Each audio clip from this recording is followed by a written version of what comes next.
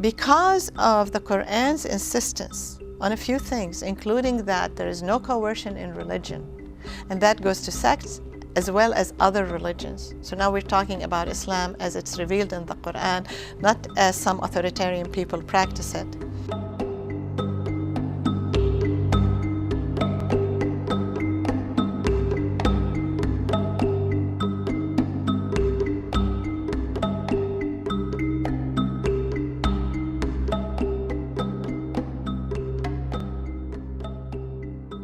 Tell me, what is this concept that you're putting forward? What is religious tribalism?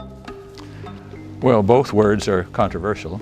I mean, religion can have many different meanings. It can mean that you're very narrow-minded and you don't recognize the validity of anybody else. Tribalism can mean exactly the same thing. When you have both of them together, you have something that's a real problem. There are three levels of religious tribalism. One I call tolerance. Tolerance means I won't kill you yet. Diversity means I can't stand you, but you're here and there's nothing I can do about it. Pluralism, which means we welcome you because we each have so much to offer each other. In America, we claim that we are at the level of pluralism, but there have been books written on this subject indicating that we are always at least one stage ahead. We think we're one stage ahead of where we are. Yes, yes. The major intellectual challenge for Islamic scholars throughout their history has been to develop from the Islamic scriptures and from the ethical teachings of all civilizations a framework of moral guidance to secure compassionate justice.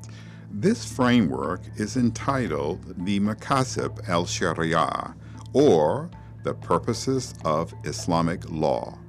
The underlying purpose is respect for all of God's creation, and especially the human being, and further, respect for religious freedom.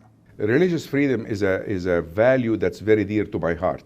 Yeah. Religious freedom is important to me because after I finish translating the Quran, I had to sit down like a couple of months later and think, what is this book trying to tell me?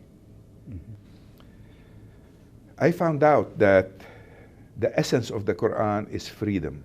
I have a choice whether I want to believe there is a creator, whether I want to worship that creator, whether I want to obey that creator. All this is based on my free choice. Yes. So I guess when I have freedom, I can make the choice and worship God. But when freedom is absent, when I'm forced to do things, even when I'm forced to do all the good things that I'm supposed to do, they don't count. Yes. They didn't come with my free will.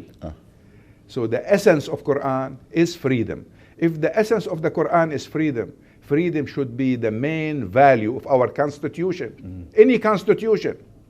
Whether you call it Sharia, whether you call it Constitution, whatever you call the law that organize the relation of people to each other.